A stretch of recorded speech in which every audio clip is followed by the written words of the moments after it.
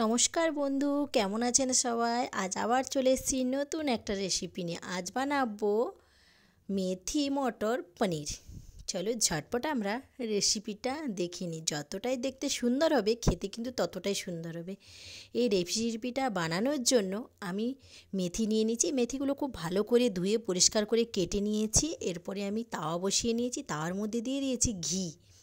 তার উপরে দিয়ে দিয়েছি আমি পনিরগুলো আমি ট্রায়াঙ্গেল করে শেপ করে কেটে নিয়েছি। কেটে নেওয়ার পরে এরপরে ঘিয়ের মধ্যে খুব সুন্দর করে আমি এগুলো ভেজে নেব।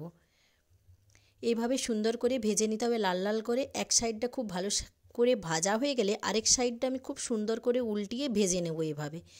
এইভাবে পুরো পনিরটা আমি একদম রেডি করে নেব। পনির ভাজা কমপ্লিট হয়ে গেলে আমি পনিরগুলো তুলে নেব।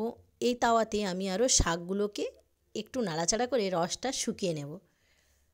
পনিরগুলো দেখো ভাজা হয়ে গেছে দু সাইডটাই খুব সুন্দর করে। এরপরে এর মধ্যে দিয়ে দেবো শাকগুলো একটু রসটা নাড়াচাড়া করে আমি শুকিয়ে নেব পনিরটা।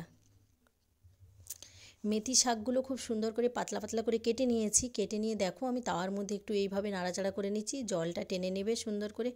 দেখো ভাজা হয়ে গেছে, রেডি একদম। আমি এরপরে মেথিটাকে তুলে একটা প্লেটের মধ্যে রেখে দিচ্ছি। রেডি একদম শাক ভাজা। এরপরে আমি বসিয়ে দেবো গ্যাসের মধ্যে কড়া বসিয়ে দিয়েছি। কড়াইয়ের মধ্যে দিয়ে দেবো বাটার, ঘি, তেল। তোমরা যে কোনো কিছু ইউজ করতে পারো, আমি এখানে সাদা তেল ব্যবহার করছি। তেলটা একটু যখন গরম হয়ে আসবে তখন আমি এর মধ্যে গোটা জিরে, গোটা গোলমরিচ আর একটা দারুচিনি টুকরো আর বড় এলাইচি দিয়ে দেবো। দিয়ে খুব ভালো করে এগুলোকে ভেজে নেব। এগুলো থেকে যখন একটু হালকা গন্ধ বেরোবে তখন আমি একটা বড় সাইজের পেঁয়াজ ছোটো ছোটো পাতলা পাতলা করে কেটে রেখেছিলাম, সেই পেঁয়াজটা আমি দিয়ে দেবো। পেঁয়াজটা দেওয়ার পরে খুব ভালো করে পেঁয়াজটাকে আমি ভেজে নেব। পেঁয়াজ আমার এক সাইডে ভাজা হচ্ছে, আরেক সাইডে আমি টমেটোগুলো মিক্সার মেশিনের মধ্যে নিয়ে টমেটোটা পেস্ট বানিয়ে নেব। এর মধ্যে দিয়ে দিচ্ছি আদা, কাঁচা লঙ্কা আর রসুন। সবগুলো একসঙ্গে দিয়ে আমি সুন্দর করে এর মধ্যে আরও দিয়ে দেবো কাজু বাদামগুলো দিয়ে দেবো। কাজু বাদামটা দিলে কী হবে, গ্রেভিটা খেতে একটু অন্যরকম হবে। পেস্ট বানিয়ে নিয়েছি। পেঁয়াজটাও আমার ভাজা হয়ে এসছে। পেঁয়াজটা যখন ভাজা হয়ে যাবে পেঁয়াজের মধ্যে আমি দিয়ে দেবো পেস্টটা দেওয়ার পরে আমি এর মধ্যে দিয়ে দেবো লঙ্কা গুঁড়ো, হলুদ গুঁড়ো, ধনে গুঁড়ো আর সামান্য পরিমাণে নুন। সবগুলো একসঙ্গে সুন্দর করে মিশিয়ে নেব। সবগুলো সুন্দর করে এইভাবে মিশিয়ে নিতে হবে। মিশিয়ে নেওয়ার পরে দেখো তেলটা আলাদা হয়ে যাবে আর মশলাটা আলাদা করে নেব। খুব সুন্দরভাবে এইভাবে মশলাটা সুন্দর করে মিক্স করে নিতে হবে। মিক্স করে নেওয়ার পরে এর মধ্যে আমি ঢাকা দিয়ে মশলাটা খুব সুন্দর করে কষিয়ে নেব। দেখো মশলা থেকে তেল আলাদা আর মশলা আলাদা হয়ে যাচ্ছে। খুব ভালো করে আরেকবার কষিয়ে নেব। এভাবে সুন্দর করে কষিয়ে নেব। কষিয়ে নেওয়ার পরে আমি মটরগুলো দিয়ে দেবো। মটরের পরে দিয়ে দেবো এটার মধ্যে একটু সামান্য পরিমাণে দই, মিষ্টি দই আর মেথি শাকগুলো সবগুলো দিয়ে দেবো। দেওয়ার পরে খুব ভালো করে আমি এইভাবে কষিয়ে নেব সুন্দর করে এভাবে কষিয়ে নিচ্ছি। কষিয়ে নিয়েছি। সুন্দর করে এইভাবে কষিয়ে নিতে হবে। দেখো যতটা সুন্দর হবে ততটাই দেখতে অতটাই সুন্দর হবে। এরপরে খুব ভালো করে কষিয়ে নেওয়ার পরে এইভাবে কতক্ষণ কষিয়ে নেব। কষিয়ে নেওয়ার পরে এর মধ্যে দিয়ে দেবো অল্প পরিমাণে আমি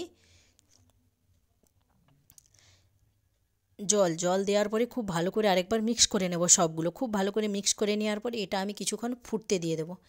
এভাবে দেখো সুন্দর করে মিক্স করে নিচ্ছি।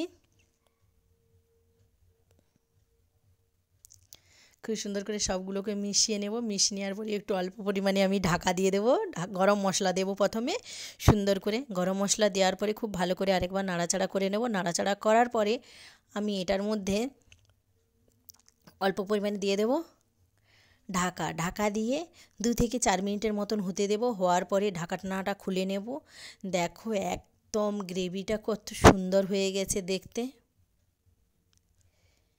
খুব ভালো করে আরেকবার চামচের সাহায্যে নাড়াচাড়া করে নেব। মটরটা এরই মধ্যে সিদ্ধ হয়ে যাবে। এরপরে আমি দিয়ে দেব পিস পিস করে কেটে রাখা পনিরগুলো দেওয়ার পরে খুব ভালো করে আরেকবার মশলাগুলো নাড়াচাড়া করে নেব। এইভাবে সুন্দর করে মশলাটা নাড়াচাড়া করে নিয়েছি। আর একটু ঢাকা দিয়ে দেবো 2 মিনিটের মতন। ঢাকা দেওয়ার পরে ঢাকনাটা খুলে নেব। দেখো পনিরের মধ্যে মশলা খুব সুন্দরভাবে চলে গেছে। এরপরে আমি উপর থেকে দিয়ে দেবো ধনেপাতা কুচি। ধনেপাতা কুচি দেওয়ার পরে সবগুলোর মধ্যে একসঙ্গে মিশিয়ে নেব। মিশিয়ে নেওয়ার পরে আমি গ্যাসের ফ্লেমটা বন্ধ করে দেবো। দেখো গ্রেভিটা দেখতে যতটা সুন্দর হয়েছে, খেতেও কিন্তু ততটাই সুন্দর হয়েছিল। এরকম নতুন নতুন ভিডিও পাওয়ার জন্য তোমরা চ্যানেলটাকে অবশ্যই লাইক করবে, কমেন্ট করবে, শেয়ার করবে, সাবস্ক্রাইব করবে। ভিডিও যদি তোমাদের ভালো লেগে থাকে অবশ্যই লাইক, কমেন্ট, শেয়ার করো, সাবস্ক্রাইব করো। দেখা হচ্ছে নতুন একটা রেসিপির সঙ্গে। Tata, bye, have a nice day.